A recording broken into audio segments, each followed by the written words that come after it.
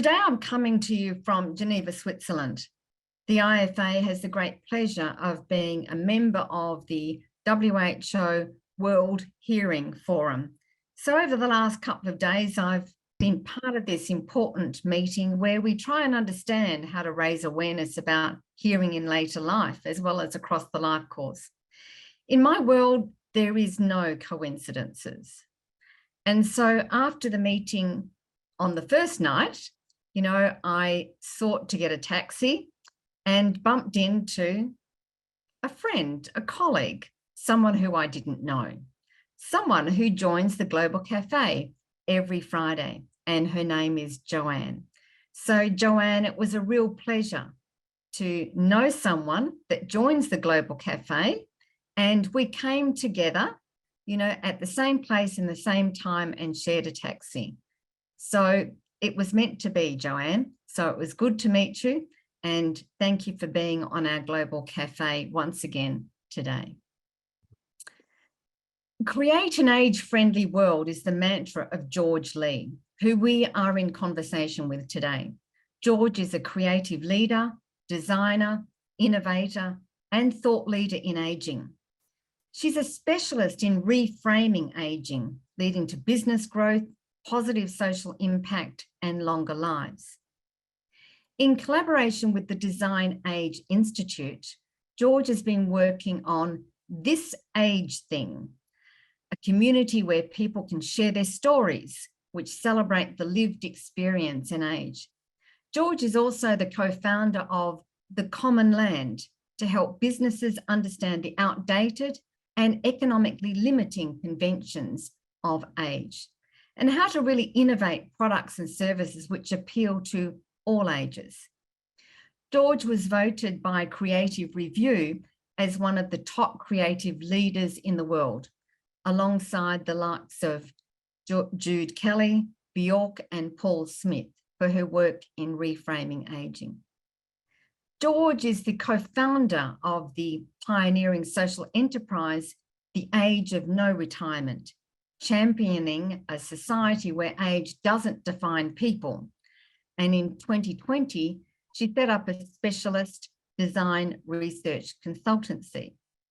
But today, George, I want to know why age is on trial. So welcome to our Global Cafe. Tell me, why is age on trial from your perspective? Gosh, yes. Okay, so I'm so delighted to be here, Jane, and hello to everyone all around the world in the Global Cafe. So I've been working in the age arena for, almost 10 years now. And my passion for actually getting away from thinking that chronological age is key to thinking about who we are, how businesses communicate with us and design for us is key. So for me, when I say age is on trial, it's chronological age and how it defines us. I mean, obviously there are there are challenges, I mean, if I go back to this age thing, the whole thing about this age thing as a concept was this age thing can be absolutely brilliant if we have our health, if we have our friends, if we have our community, if we have financial stability. I mean, there is so much we can do. We can thrive, we can grow, we can keep on developing. But also this age thing can be challenging. I'm not in denial that that things don't happen to our bodies as we age, and that's where I think that design comes in, because actually design can help other things better. But my real bugbear is that, especially in the world of innovation, that people talk about 50 plus, or they talk about in advertising agencies, they talk about millennials and Gen X and Gen Y as if that is a way of defining and understanding who we are. And that's not the case, because when you've met one 81-year-old, you've met one 81-year-old. When you've met one 18-year-old, you've met one 18-year-old. We are all unique, but there are some commonalities of tensions and frustrations which can be exacerbated as we get older, but which affect people across the whole life course. So my big passion is actually to really start the conversation about chronological age, is it really relevant in thinking about who we are? And I would say no, if I had to give a yes no answer. And that's why I find this mantra of an age-free world so interesting. And I'm with you. If we could actually talk about age without age being part of the conversation, then we're really actually seeing people for who they are and their function and their physical and mental status rather than health or well-being or illness. Absolutely. And it is really interesting is that you've got, it was in the UK this week, it is longevity week, and so Innovate UK, who do a lot of great work investing in a lot of fantastic projects, but a lot of them, when they talk about healthy aging, they sort of like put this is a great idea for 50 plus, or this is a great idea for the elderly, or this is a great idea for older people.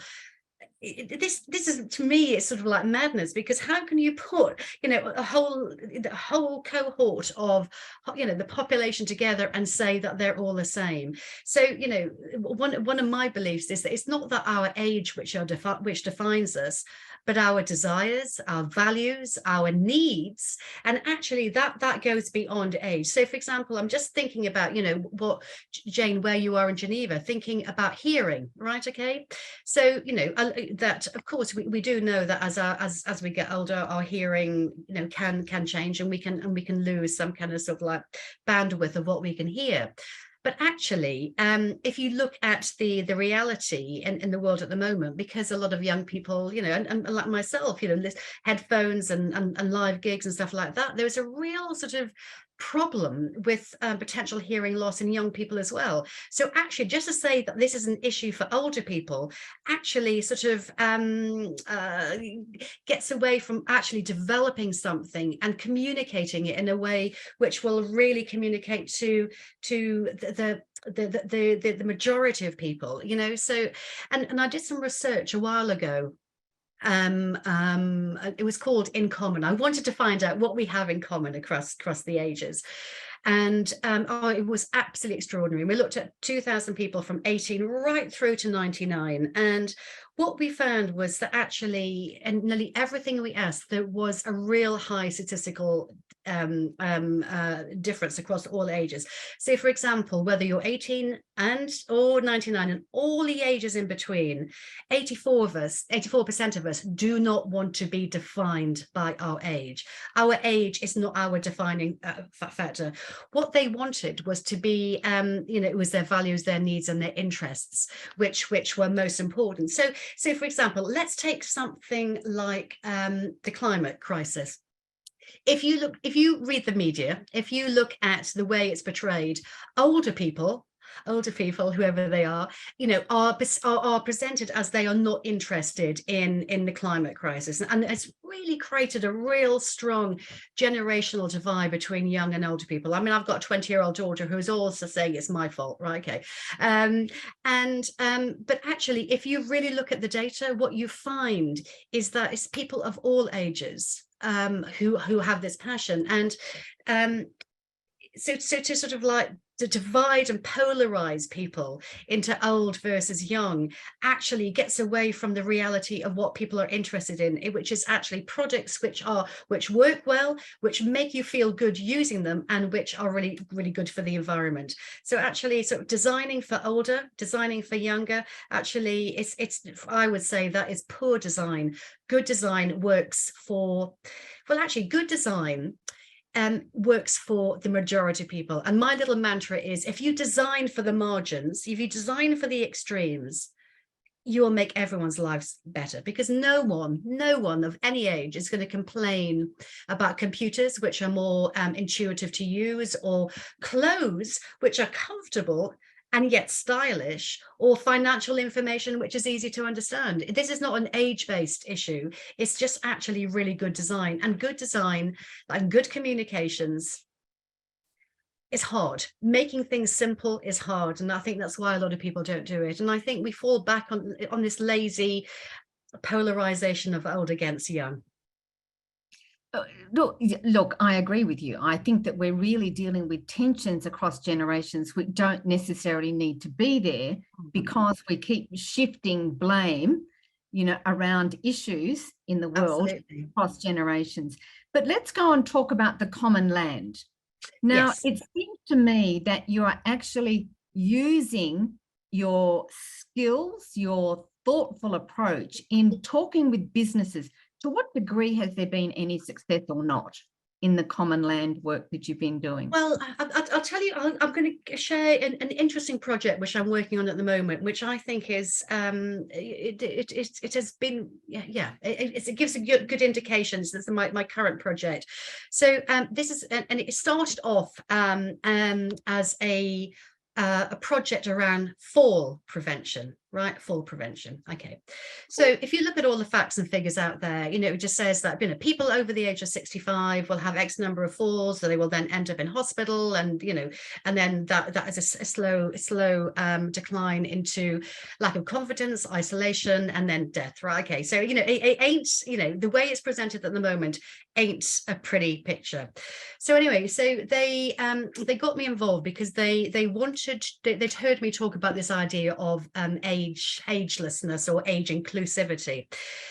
And working with Bournemouth University, looking at all the facts and figures and stuff like that, what is extraordinary is that actually all of us are falling all the time. All of us are falling all the time. But suddenly, at a certain point in our life, it doesn't become I've tripped, I've had a stumble. It becomes I've had a fall. And and that phrase, I've had a fall, is so laden with the context of frailty, and people get really worried about this. So they either don't connect with it, they're fearful of that, they don't want to connect.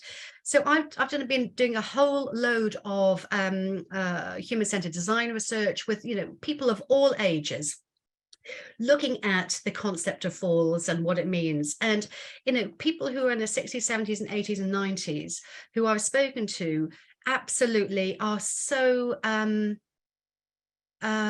distressed by the language which is used, the language of decline. So what we've been doing is actually trying to find ways of communicating that actually falls are just part and parcel of being human, right?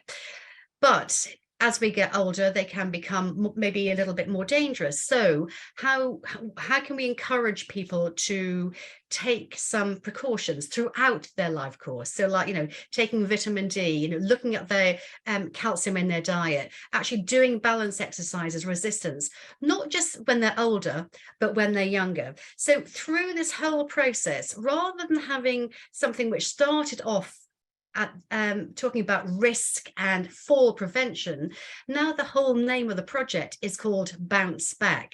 And the fact is that all of us at different stages in our life will stumble and we will fall. But actually, but if we take these sort of like small little steps in our daily life, we will find it easier to bounce back. So like the imagery that we're using is everything from a toddler right through to someone in their 90s. So actually, just saying that this is a common experience, but we can limit the effects of it. Does that make sense? So it's not about age, it's about actually how can we become stronger in the things which affect people of all ages. I'm interested with this, the issues that you brought up, the concept that you brought up about the word fall, because fall immediately links to frailty, hospitalization, institutionalization, and then I trip onto, well, did my mum trip on a rug? What needs to happen to the house? And you're almost leaping ahead instead of actually talking about, what's happening. And I was conscious this week in Geneva, the words hearing impairment are not well received by those in the community with hearing loss. So terminology that I thought was appropriate was actually not appropriate.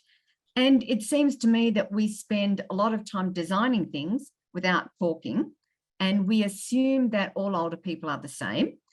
Therefore, the product is actually almost a cookie cutter. So your thoughts on that?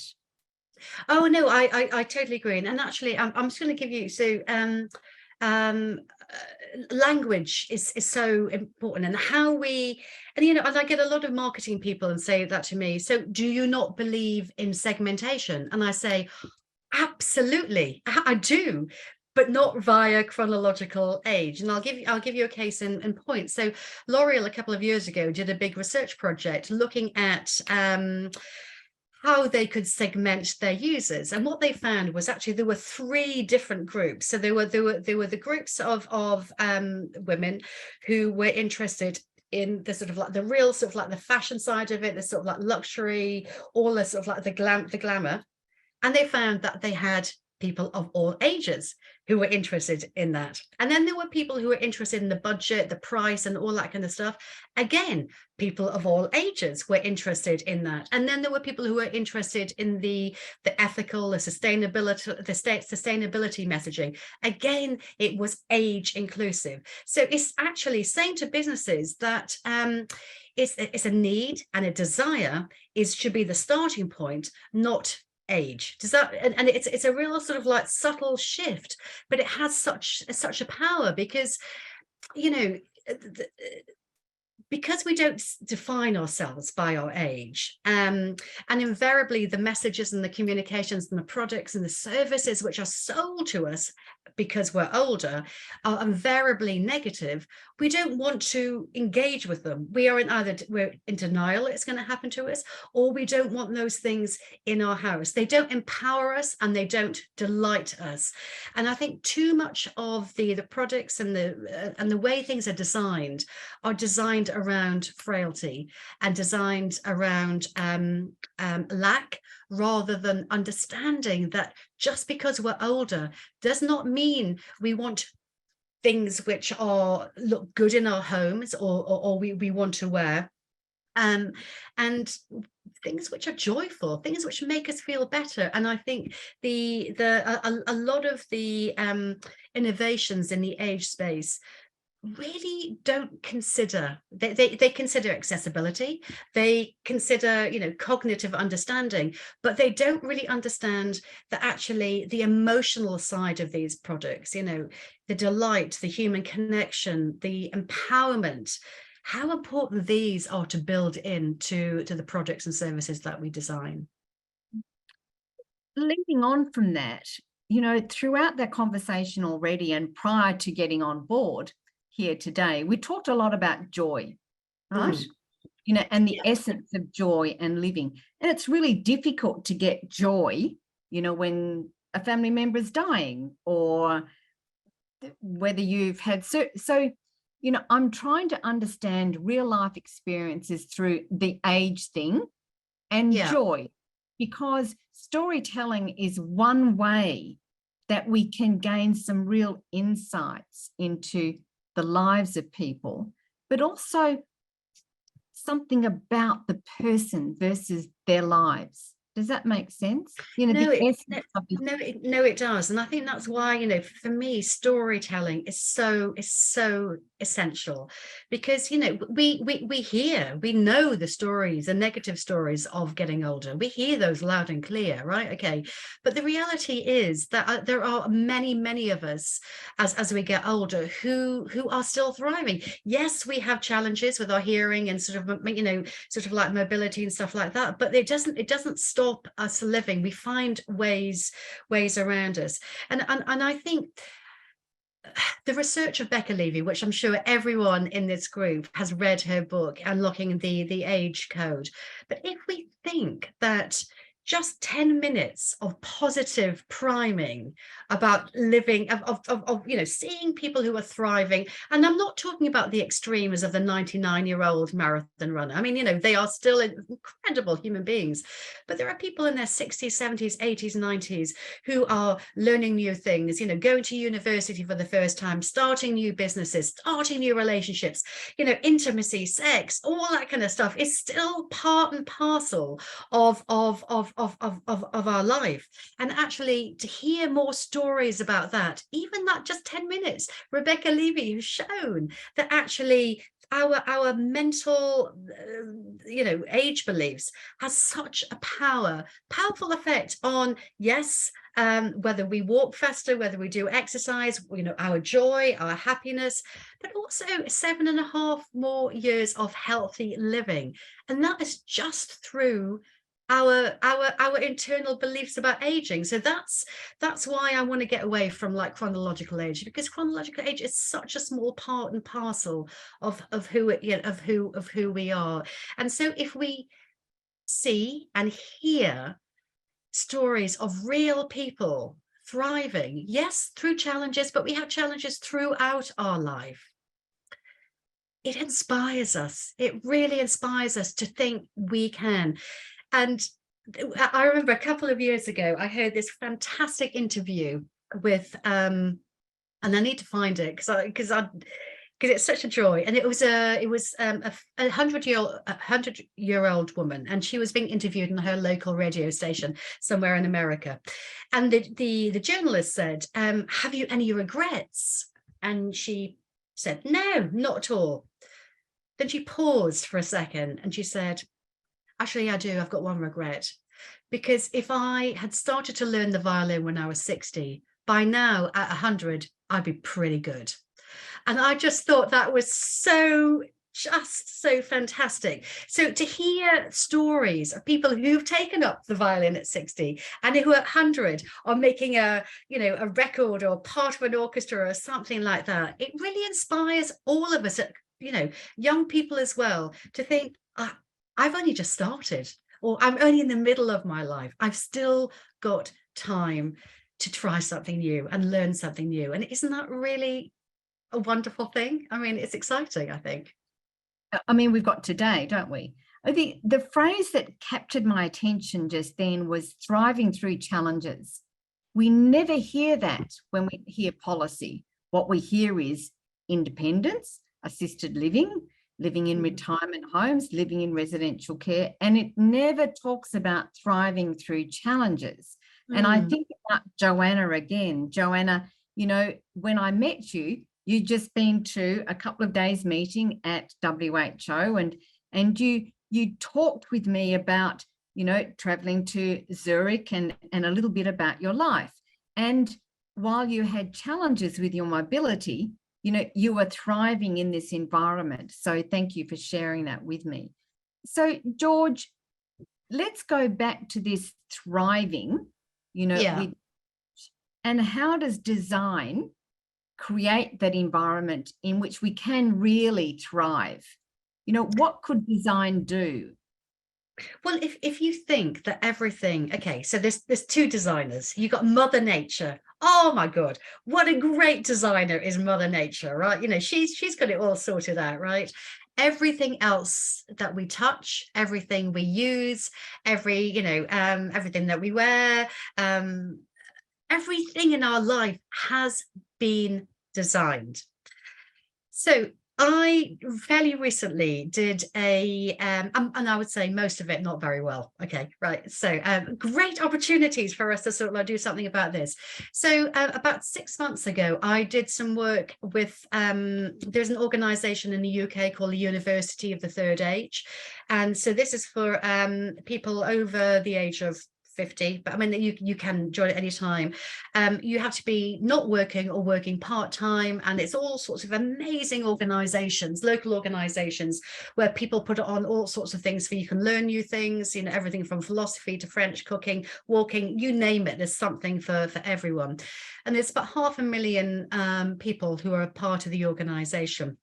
So I've been working with them because I want to hear lived experience, not designers sort of thinking what they know and designing for stereotypes, but really understanding what are the real sort of frustrations. So we did this project called Designing for the Everyday, and I wanted to find out what were the most frustrating objects in our homes. So we did a survey, and it was incredible. Within 24 hours, we had 2,500 responses back. I mean, it was just phenomenal.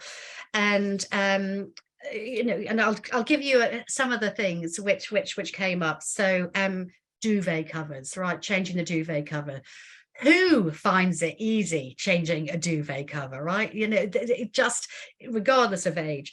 Things like keys and locks, you know, sometimes they get stuck, those were tricky. TV remotes. I mean, you know, who needs all the buttons on those TV remotes? Who really understands them? And then there were things like too many controls on the on white goods. I mean, I don't know anyone who uses more than three of the little buttons, but you know, you've got all these sort of like complexities. Hoovers, which are too heavy things to move around.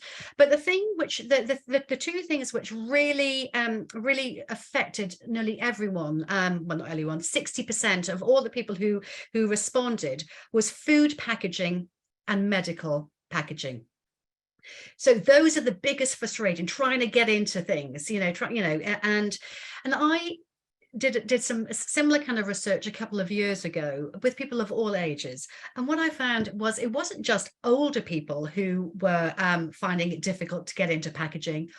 All of us are, right? Okay, it's poor design. But the problem is, as we get older and we can't get into something, we don't think it's bad design. We think it's because we are becoming more frail. And then it goes back into that sort of like cycle of negative views about aging. And so this is where I feel that design has such a power. Design can enable us, or design can disable us. It's as simple as that. And then there are projects out there, Apple are great. I mean, because you can give an Apple product to a 2-year-old and a 102-year-old for the first time, and they will basically find a way to be able to use it. Or you've got like things like the OXO Grip. You know, the OXO Grip was designed by a husband and wife team with the fabulous Patty Moore, because the wife was big into cooking, but she couldn't. She's got arthritis and she was struggling. So Patty worked on a whole series of products which look gorgeous. They are so beautifully designed, but they are incredibly inclusive. So it's not inclusive first, it is delight first. So that's why people of all abilities are using it, and it's not stigmatizing. And I'll get my favorite example is the Ford Focus. I'm sure a lot of you will know about this, but the Ford Focus was an idea which came up from the board because they could see that their customers were getting older. So they thought, I know, let's design a car for old people. So what they did is they got all the designers to wear third age suits, which would mimic the extremes of aging, like arthritis, glasses, which would mimic macular degenerations, gloves, which meant it was quite difficult to navigate driving.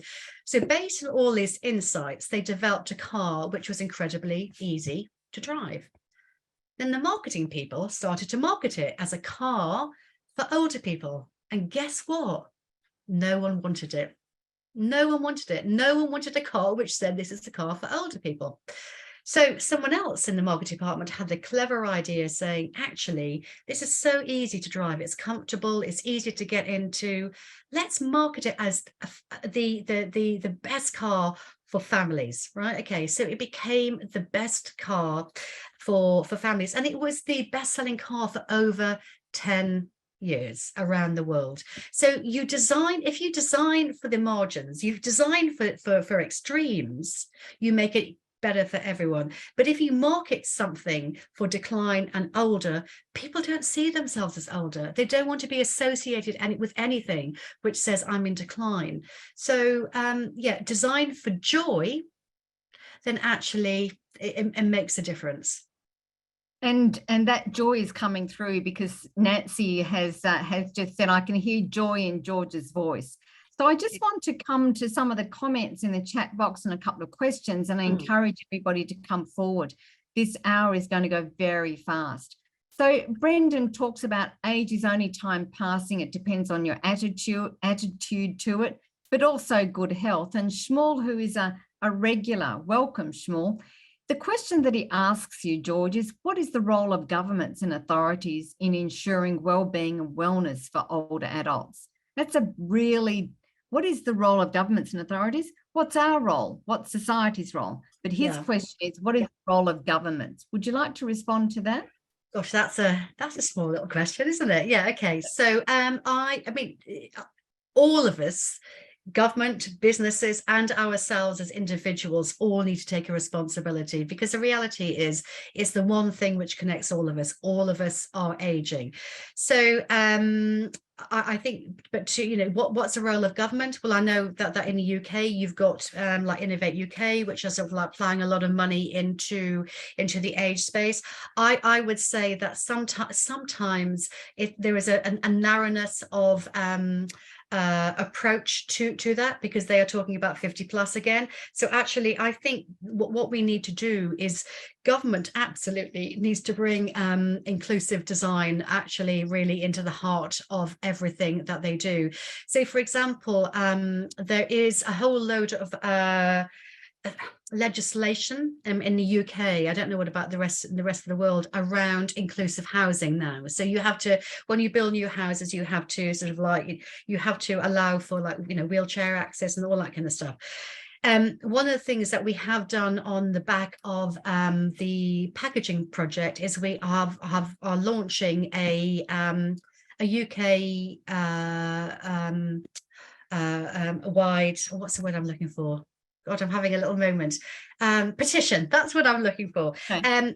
To call on the government to, if we can get 100,000 signatures, which I'm very confident that we can in collaboration with the U3A, to get this issue talked about within Parliament.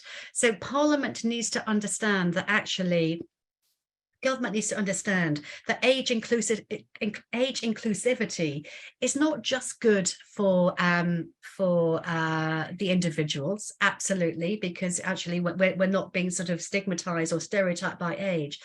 It's also really, really good for business, because if you design products and services and environments which work for the majority, it's easy to use, it's safe and secure, but also it allows for human connection, and it's delightful and empowering, more people will use that. So I think there is a role in government to stop thinking in this polarized younger, older kind of way. And, you know, one of my real frustrations, especially with local government in the UK, that you have budgets for older people and you have budgets for younger people. But actually, a lot of the issues are if you go further back upstream, are the same. So actually that money could be used in a much more profound kind of way, to understanding there is so much in common in terms of the daily frustrations that we have throughout the life course. And actually, if we can just put this money together and design better, but yeah, I mean, you know, government is a challenge. But anyway, we're slowly trying to get in there. Yeah. It seems to me that, you know, what we're calling for is joined up government. I think that's one thing in terms of, you know, what is the thread that joins.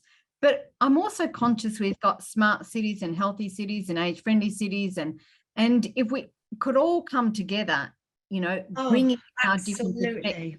But before you make comment, I've got two more questions. So they're rolling in. So Cynthia Stewart and then John Peters. And Cynthia is IFA's main representative at the United Nations and chair of the NGO Committee on Aging in New York. So Cynthia, then John Peters. Cynthia? Well, this is brilliant, George Lee. I'm so glad to meet you in this cafe. Brilliant. I'm so glad to be here. I really am. But I want to say, you know, what you've eloquently told us, the transformation that needs to happen both at the societal level and at the individual level. And I think design is a fabulous tool for that. But short of that, what other sector or sectors would you give most attention to? Because this is going to be a multi-generational. It's going to take us several generations to raise a child born today that doesn't have the same ageist acquisition of So No, I mean, and yeah, so then you're so right. I mean, and this is why we all need to work together. I mean, collaboration, not competition. I think there's too much silo thinking. If we can all link arms and work together, that'd be great. So I would say there was two things that we can start doing now. I think one, there is a big part of the jigsaw which has been missing for many years in the age arena of people, organizations working in that, and that is the advertising and marketing industries, because actually they are still very much sort of like on this sort of age demographic kind of thing, and we really need to find a ways of getting them on board and changing their minds, and it is slowly but surely happening. I mean, I'll give you an example. So there's an advertising agency in the UK, which is called well, I think it's global, called Ogilvy, but the creative director there, a fantastic guy called Jules Chalky, and he worked on a project with the renowned filmmaker and photographer Rankin around intimacy and in later life. So they created this campaign for Relate, which is all about relationships and all that kind of stuff. And because they were using really authentic images, really of real people, not the stereotypes, their campaign got 3 billion hits around the world, 3 billion hits around the world. And what was so exciting about it, it wasn't just older people who were connecting it was people across the whole life course. And what was happening, you had people in their 20s and 30s and 40s looking at these stories of couples in their sort of 70s, 80s and 90s, sharing their stories about intimacy and love and sexuality, that actually it was giving so much hope to younger people that you don't have to get it all fixed and sorted out by the time that you're 30. So I would say the advertising and marketing industries, we need to find ways of engaging with them.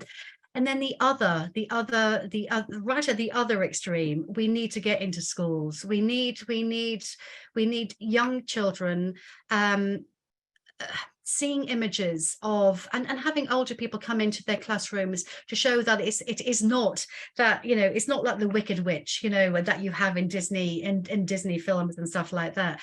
Terrible figure that I heard in the UK, that only 15% of children under the age of 12 have regular contact with an older adult. And invariably that'll be a grandparent. So what are they relying on? They're relying on the imagery that they see, the stuff on TV, the stuff in Disney films where the baddie is always an older woman. So, you know, all of this stuff is sort of like, is seeped deep into our subconscious, all of us, you know. I mean, I still find myself being incredibly ageist to myself. So yeah, I think, you know, getting kids to understand that actually aging is joyful. Hard, being a teenager is hard, being 20 is hard. God, I wouldn't want to go back there, but there's some joyful moments in that as well. And, you know, just trying to change that. But I think the media, advertising, marketing, I think that's something we can all get them to wake up to the reality that if they design better, if they communicate better, that they will help their masters who are paying their bills sell more products and services. Yeah, I hope that helped a little bit, Cynthia. Yeah, look, I think also calling it like it is. I think too many times we go, oh, well, they didn't mean that. And it goes through the keeper. And I just want to call out Frances Zenedin, another IFA rep at the United Nations, who identified that language in a particular document at the UN, at WHO, you know, the term was elderly, when in fact the resolution earlier on at the United Nations said older people. So thank you, Frances. We've sent the note off. John Peters, you've got a really interesting question. Can you come forward and ask George? What I was wondering, with all of this attitude towards aging and how we can find joy, I'm finding it really interesting, but wondering if there is a difference between men and women in the way they approach the increasing limitations that come with age. Some have those limitations come sooner than others, so it's not confined to chronological age. But we all have at some point increasing limitations. And as a participant in men's sheds, which is of course a global phenomenon also, a finding that trying to not only get men to connect with one another, but to learn new things, not just to tell stories of the past, but to learn new skills, or what is it you always wanted to do. But I'm wondering if any research has been done of ways that men approach the increasing limitations differently than women do, and any resources that would help to overcome that difference. One of the things I'm learning is, yes, men are still trying to catch up with what women already know, but we're slow learners, but we can get there. So I'm just wondering about that. Yeah, well, I think that's a really, really interesting question. I have to say, John, thank you for asking it. There are very, very, very different gender nuances, I think, in terms of getting older. I think with women, it is there's a lot of sort of like research out there about how difficult it is sort of like to, as a woman, to sort of like get back into the workplace if you're out. The caring responsibilities for women has a huge burden. But I think that often the men get overlooked, actually, and I think a lot of it is that when the workplace for men is such a powerful sense of community and sense of belonging, and that actually, well, you'll know that because of doing the men's sheds, but actually when you leave the workplace, it's that your sense of community, your connections, your human connections suddenly disappears overnight. And I think there has got to be a lot of some more work done on this. And I think actually, because if you look at the data on sort of just sort of loneliness, even things like falls, more men are likely to have falls as they get older, because they don't have that sense of like connection and community and stuff like that. So yeah, I think there's more work that's got to be done. I can't think of anything off the top of my head, John, but if I come across any research, I'll send it over to Jane and send it over to you. But again, this is the whole thing, is that there is a lot of like nuances in terms of getting older. Men can age differently to women. The different kind of messages that women get about sort of like anti-aging. I mean, I'm loving this sort of like the new grey revolution that women are starting to and that was a real benefit of COVID. Women are starting to own their grey hair, and I think and again, the more we see like people like Andy McDowell sort of like with her grey hair, the more that we sort of understand that actually we don't have to conform to this idea of anti-aging. Yeah, so that was a bit of a woolly answer, I'm afraid, John, sorry. George, perhaps if I can just kick in here, there's a lot of work that's been done around men's sheds, the men's shed movement, about men coming together, I can remember that my dad spent most of his time out in the shed, tinkering. And I know my husband says, I think you need to go to the shed to find a new attitude. So this whole sort of shed thing is happening. And I also know that, there is a movement around women. I agree with you, John. The way that men and women go throughout their life, not age, but travel through their life's journey, is quite different. So I really applaud you for bringing that comment up. I also just want to acknowledge Eileen from, U3A, and U3A seems to be coming up many times, Eileen, and I think we're reaching out to someone in U3A. But she talks about the importance of, here it is, Reframing Aging report on the state of age, and the importance of embedding that. And we're hoping that in the decade of healthy aging, you know, these frames of reference will actually start being implemented rather than just being there. I also want to acknowledge Nancy's comment and stories. Now, I'm going to repeat it again because I have before. IFA has got its own storyteller in the form of Bruna Swerts. So Bruna came to the IFA with this ideology that if we don't tell stories, then policies don't change. And I think that that's absolutely true. My question to you, George, is what's the story of design in the context of aging? What's the story? What's the story? What do we need to say?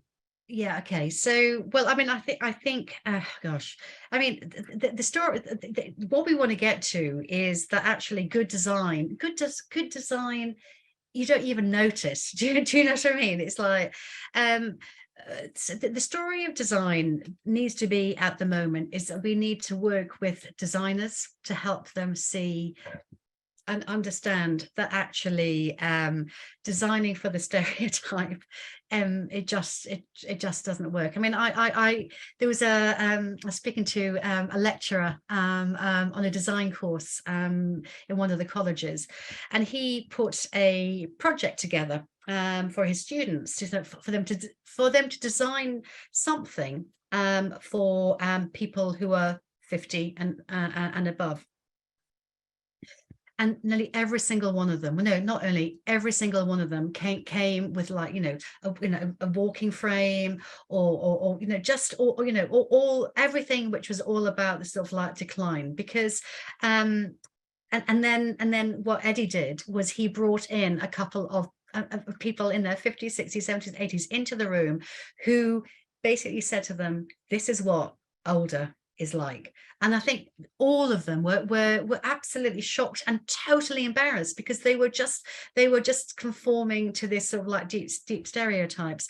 So the story of design is that we need to work with designers, and and there are a number of design colleges. So we are starting to work and work with them, and there are some really exciting people within the colleges and the design press who are starting to think differently. But just as Cynthia said, this is a many generational battle, isn't it? But I think, but again, going back to the storytelling, is that actually, if we can share stories of good design, like the Ford Focus, or like OXO, or like Apple, or like Alexa. I mean, Alexa, whatever you think about Jeff Bezos and Amazon, actually Alexa is such an amazing product, which is actually really allowing people of all ages to have some kind of connection which they wouldn't, without the stigmatization of this is something for you as you get older. So I think the story for design has to be about thinking about the whole person. It has to be thinking about the body. Can I use it? Can I, is it accessible? Is it easy to use? It has to, cognitive, can I understand it? Do I feel safe? But it also has to be emotional. Is it joyful? And I think that part of the design story has been missing for many, many years. When we think about older, it has just been about, pretty ugly stuff, right? I mean, God, who wants it like? I mean, I think when my mum had a fall about 7 years ago, I mean, she passed away 2 years ago, but honestly, trying to get her to get anything in the house, but she spent all her life trying to make beautiful, that she said, I'm not having it in my house. I'm not having it in my house. I'd rather go up and down the stairs on my bottom than getting a stair lift. So actually, we need to design beautiful stuff, which actually, whether you're a mom going up and down the stairs, with your toddler and whatever, I mean, that's a, one silly example in a way, but designing things which allow people of all ages and not even all ages, all abilities to be able to use, because really it isn't about age. It's about whether you can use it. Yeah. So we're going to have to wrap up here, and I apologise to Nancy and Joanna, who we've missed in terms of responding to questions, but we will send them through to George, and George and I will respond back to you. So stay there, George, while we just introduce our next week's speaker. So we're going to be talking with one of the Healthy Aging 50 people who were recognised for their work. And Carla Giacomin, when I asked her, tell me a bit about yourself, the first thing that she said is, I'm a geriatrician. And I said, no, tell me about yourself. Tell me why you're passionate about this. Tell me who you are. Tell me why you get up in the morning. Now, Carla's story throughout the pandemic is one that I have never, ever heard before. Please join us, you know, in getting to know Carla. I'm sure she's going to be a favourite among your global cafe conversations, a panoramic vision on long-term care in Brazil, challenges and perspectives. So Dr. Carla Giacomin, and thanks to Bruna for reaching out to Carla and helping to make it happen.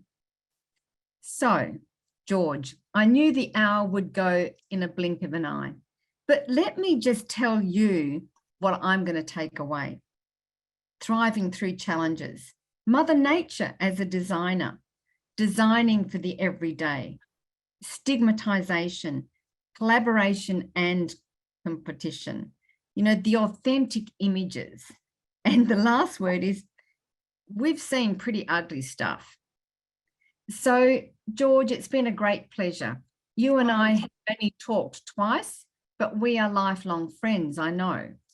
So just give, you know, a couple of messages to your friends that you've just met at this Global Cafe today.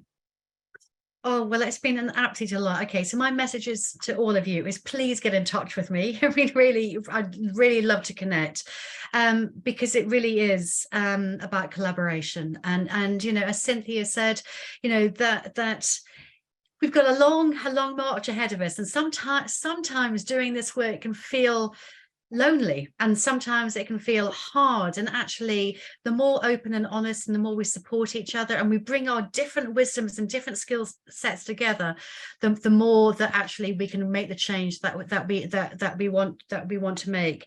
And I think, you know, the thing which I say to absolutely everyone is that our age does not define us. It really does not. So I really, you know, just whatever the age we are, there's always something we can learn. There's something that we can do. And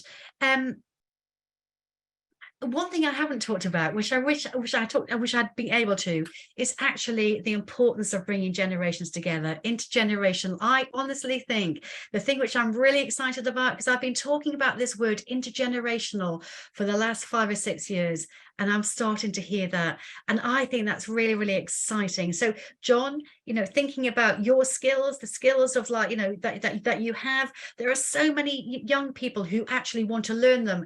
And this it's not befriending. I hate that word. It's a reciprocal giving and sharing of different kind of skills across the ages. And I think the more that we can bring different age groups together around all of these kind of issues, yeah, the better that we can bring a much more united society together, and a place where all of us, no matter what our age, can thrive. So that's the plan. Well, look, thank you very much, George, and you and I will be in contact, but please, we all urge you to go onto the podcast, Age on Trial, follow George, you know, be connected, because it's about the connection of community with a common agenda that grows and drives policy. In closing, Christine, your comment is important. Making things simple is difficult. It's so worth it, though. So, George, you're going to be quoted. And I'd like to thank colleagues and friends at the IFA, in particular, Bruna and Luana. Thank you for just being present, and the stellar team at the IFA. So stay safe, stay well, and we look forward to seeing you next week in conversation with Carla. Thank you very much, George. Be well. Oh, thank you. Goodbye, everyone. Have a great day and a weekend.